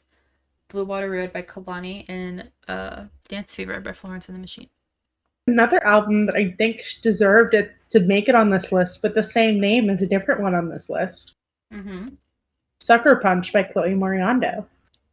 Yeah. No one nominated Chloe, but But honestly, like yeah. she deserves it. Like that album was so good. Like I'm not even that big into like the hyperpop kind of stuff, but this was so like fun and it was very like Y2K. Like she has a Britney Spears sample. Um and um it's just so fun. I don't know. In her song Pop Star, she literally samples Britney Spears. Like that's iconic. Very fun music. Was she fun to see live? She was so fun. I saw her twice this year actually. I saw her open for MXM Tune, which was more of an acoustic moment, but this time was so much more fun watching her on her headlining tour because it was like such like a group that was there for Chloe, and so it was like Mm-hmm. it was really fun. She's really good live because she just like knows what she's doing. Our songs of the year are a bit diverse, a bit more poppy too, which I'm excited about. Mm-hmm. Our number 10, This Is Why by Paramore. Should have been higher. I will say I don't like this song. I don't Have particularly like this era of Paramore, but I think part of This you Is heard the Why, news? yeah, I don't like it either. But I think that part of this new era of Paramore is them acknowledging that like you don't have to like it, which I think is very important. Um, but I'm just not a fan. It may grow on me, but at that same time, like I have shifted more into metalcore lately, so I think anything is gonna take a little bit longer to grow on me because it's just not what I'm I listening to right now. loved it. I think it was the intro of it was so cool. It was very 60s surfer rock. Um, and so that was really fun for me. Um, but like it just I think they're like really at the point after laughter was, accepting sadness. Mm-hmm. But like this is kind of like the after laughter, where it's like, okay, after you've been sad, now what? Now Yeah. you are in your era where you're like, you don't give a fuck. And that's exactly what they're doing. No, I'm here for it. Number And I nine. love it. Number nine is Minnesota is a Place That Exists by Glaive. You got me Um, into this one. I think Glaive is such an interesting performer in the scene right now. I think that you have people like Eric DOA and like 100 Gex and stuff who like are at like the core of hyperpop. But Glaive's at this really neat intersection where he was at the core of hyperpop, but he's also like in like the alt scene too. Um, and I think he's very talented. He's only 17, which is crazy. Like he's Mm-hmm. a genius as far as production goes. He's worked with Breakdance a lot too, who's also like at that intersection of alt and hyperpop.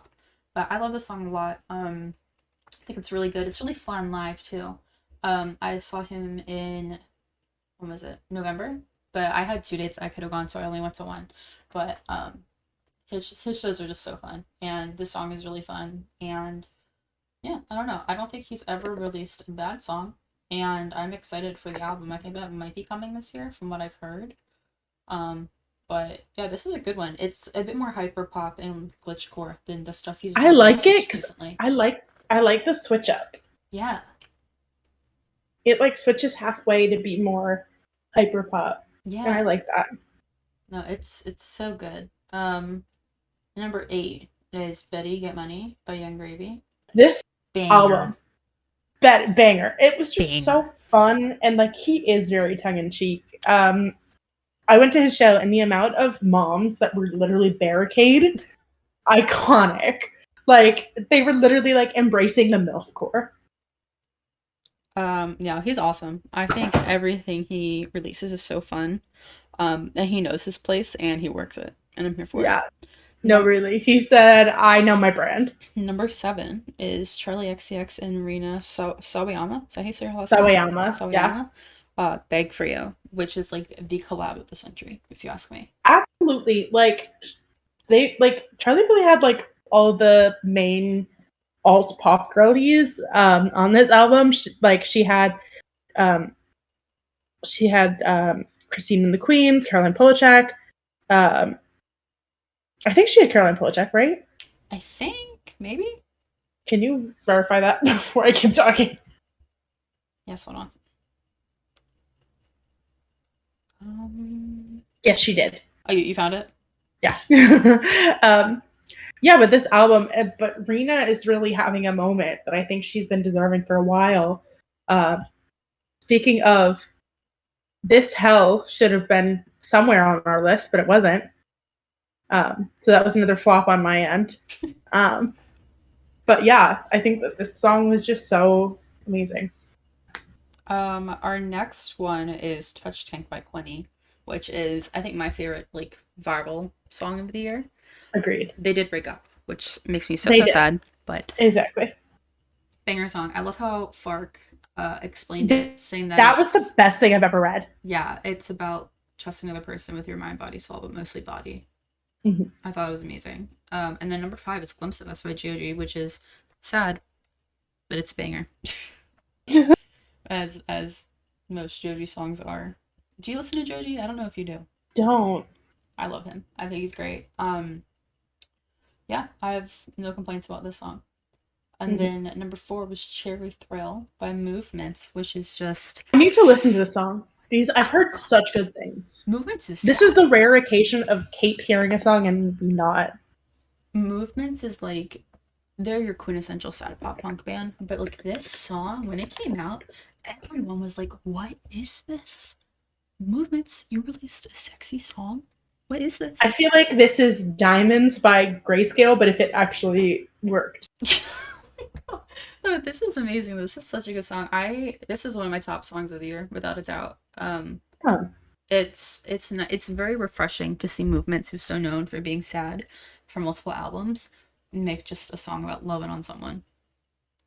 I love it. Because Seneca cried. What did you say? Seneca made me cry. Oh, it still makes me cry. Are you kidding me? Yeah. Number 3, MCR's first release in like a decade, The Foundations of Decay. First of all, the lyrics are insane. MCR will always be the one band that calls out shit whenever they see it, right? Like, it's just amazing. I love, I'm gonna pull up the fucking chorus because I don't care. But seeing this live twice was a spiritual experience. Like, honestly, it was amazing. But there is the verse that says, if by his own hand his spirit flies to his body as a relic to be canonized, so he gets to die a saint, but she'll always be a whore.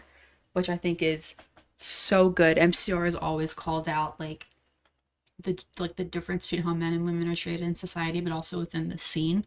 And to know that they have a whole song that touches on that, and just how, you know, shit's gonna happen. Are you ready for shit to go down? And are you ready for how society's gonna take that?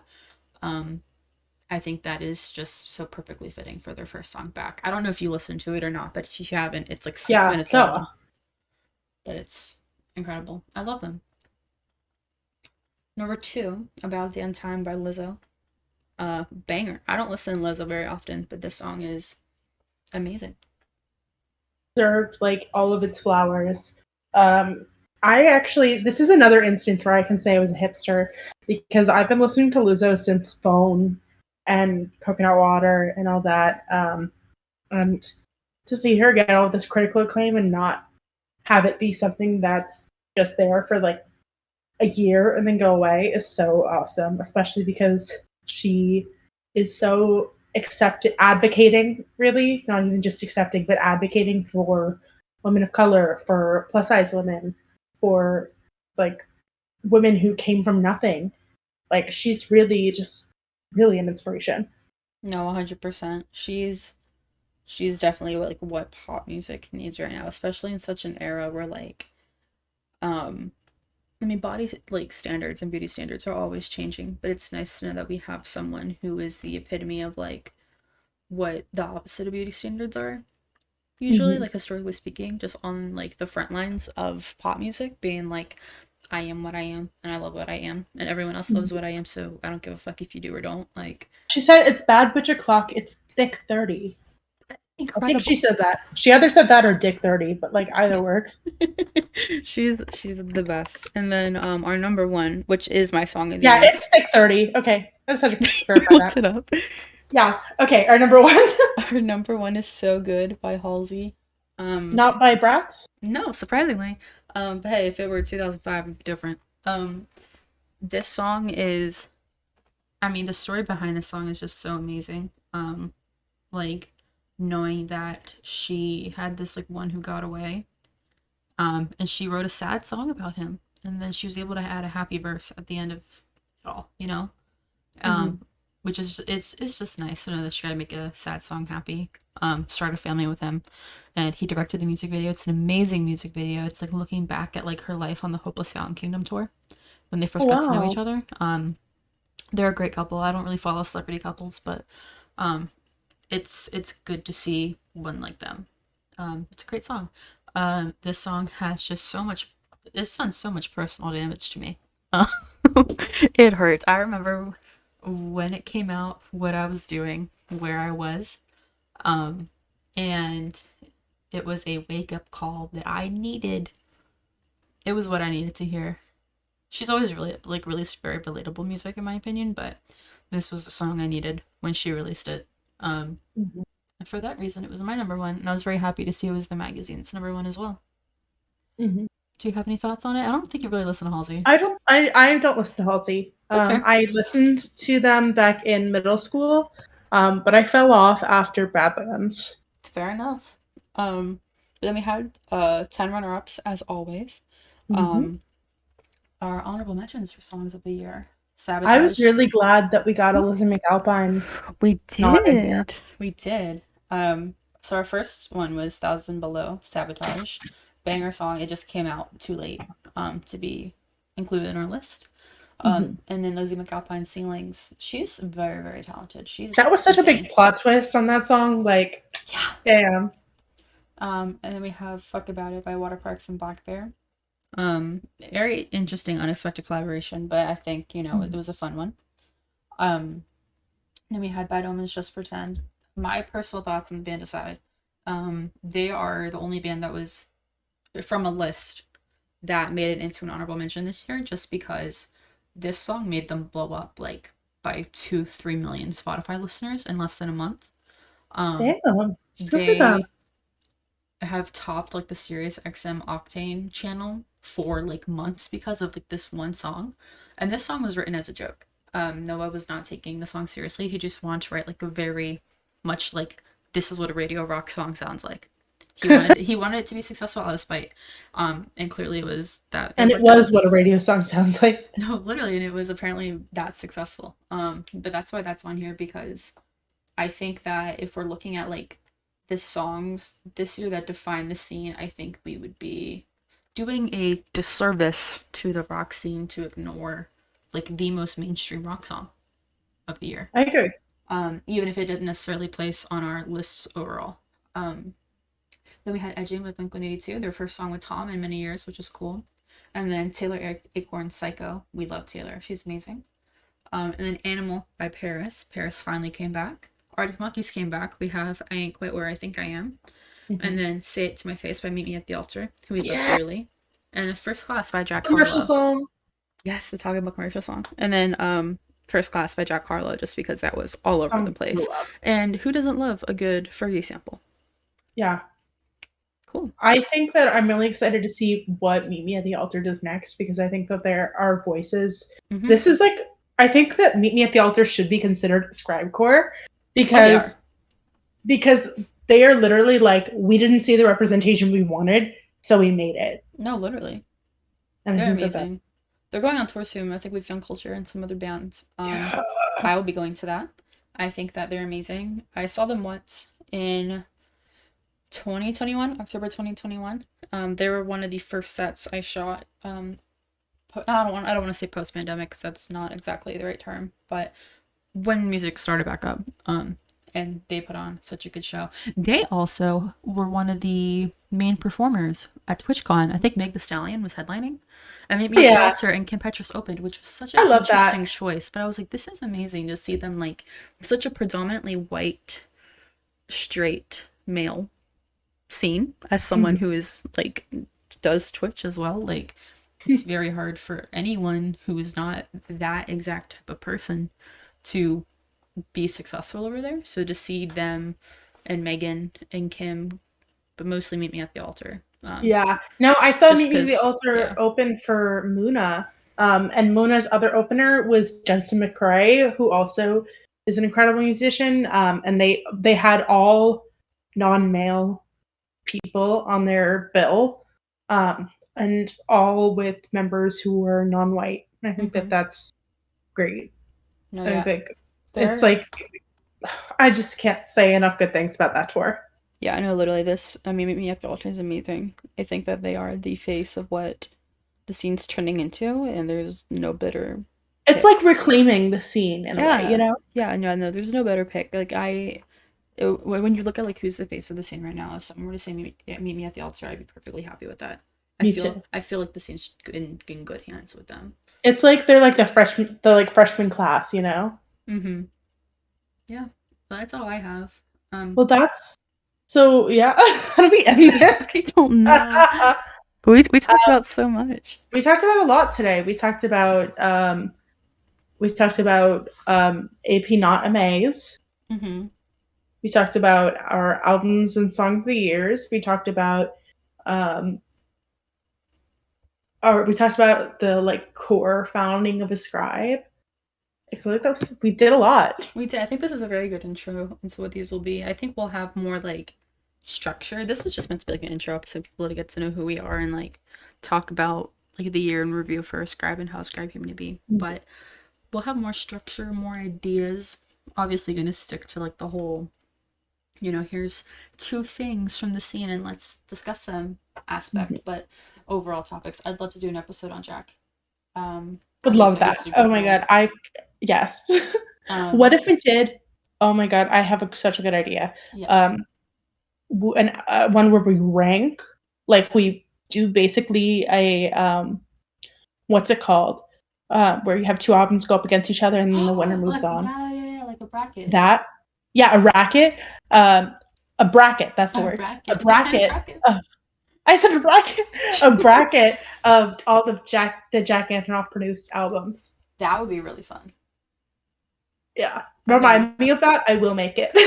I'm down. I'm gonna put that in our note. We have a note of ideas. Say Jack Antonoff bracket. Okay, cool. So that'll happen eventually. We need to brainstorm ideas, but we just want to get this out there. So it seems like fun. I've wanted to have. Well, thank you. Like, if anyone is listening, thank you for that. If you made it through the 2 hours of us rambling about shit. Yeah, and also like, I'm sure Allie did. Yeah, it's gonna be like Allie, and then Jake's gonna like fall asleep listening to it. Yeah, Allie, Jay, Kirsten. Yeah, but yeah, Ascribe has been like such literally a fundamental part of like, it's weird, but like my life so far, like the past like 3 years. No, literally, it's crazy. Like we've done a lot of cool